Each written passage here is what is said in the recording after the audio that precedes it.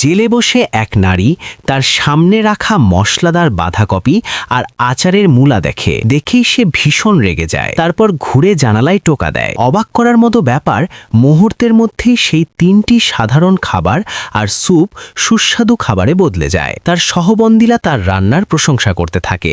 আসলে সে একটি বড় কর্পোরেট গ্রুপের উত্তরাধিকারী ছিল। তার বাবা তাকে পরিবারের সম্পত্তির প্রতিযোগিতা থেকে দূরে রাখার জন্য তার বিরুদ্ধে মিথ্যা ড্রাগ রাখার অভিযোগ এনে জেলে পাঠিয়ে দিয়েছিল।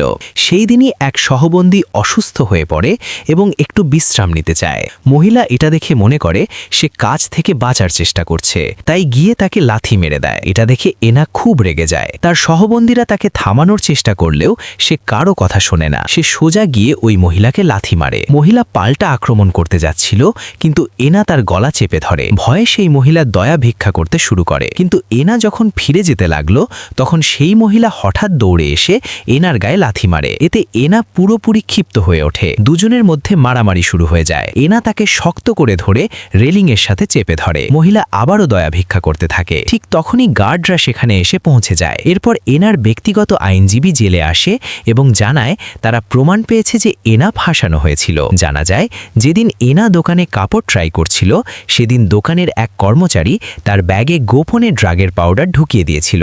আইনজীবী সেই ভিডিও পুলিশকে দিয়ে দেয়। এরপর এনা সফলভাবে জেল থেকে মুক্তি পায়। ঠিক সেই দিন এনার বাবা তার দাদির মৃত্যুবার্ষিকীতে প্রকাশ্যে ঘোষণা করার সিদ্ধান্ত নেয় যে তিনি এখন গ্রুপের নতুন চেয়ারম্যান হবেন। কিন্তু ঠিক তখনই বহু বছর ধরে কোমায় থাকা দাদা হঠাৎ জেগে ওঠেন।